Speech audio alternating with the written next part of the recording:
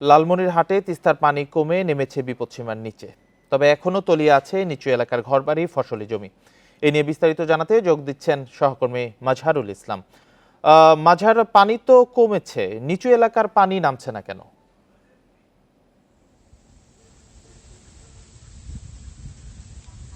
আসলে নিচু এলাকার পানি না নামার কারণে এখানে ড্রেনেজ ব্যবস্থাটা নেই।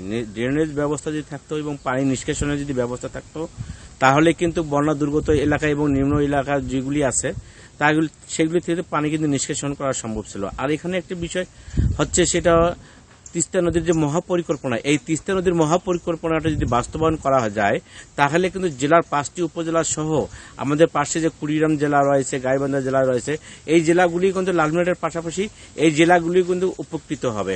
আমি যে এলাকায় রয়েছি, এটা হচ্ছে লালমনিরহাট সদর উপজেলার আর গোকুন্ডা ইউনিয়ন। এই যে আপনি যে বললেন যে নিচু এলাকা পানি নেমে যাচ্ছে না কেন, এই যে বর্তমানে আমি যেখানে রয়েছি এটা হচ্ছে নিচু এলাকা।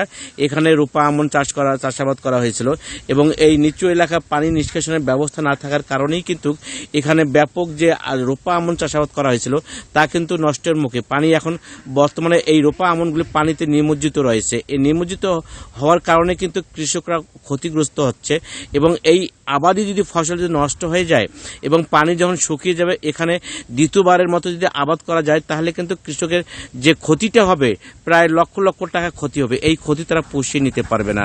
আর এই ক্ষতি পুষিয়ে নিতে না পারলে কিন্তু এই অঞ্চলের মানুষ কিন্তু তারা বেকার হয়ে পড়বে এবং তারা দিনমজুর যারা রয়েছে তারা কিন্তু বিভিন্ন অপরাধ কার্যক্রমে তারা জড়িয়ে পড়বে। আর একটি কথা বললেন, সেটা হচ্ছে লালমনিরহাটের যে আমাদের সীমান্তবর্তী জেলা, এই সীমান্তবর্তী জেলা হওয়ার কারণে কিন্তু আমাদের পাশেই কিন্তু ভারতের যে গজলডোবা ব্যারেজ রয়েছে, এই ভারতের গজলডোবা ব্যারেজ খুলে দেওয়ার কারণে কিন্তু আমাদের লালমনিরহাটে বন্যা দেখা দেয়।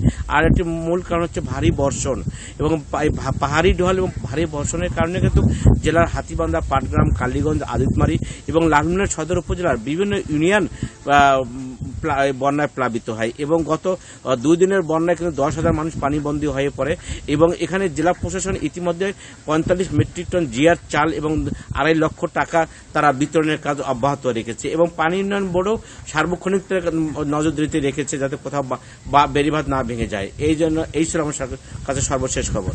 লালমনিরহাট থেকে বন্যার পরিস্থিতি নিয়ে জানাচ্ছিলেন সহকর্মী মাজহারুল ইসলাম।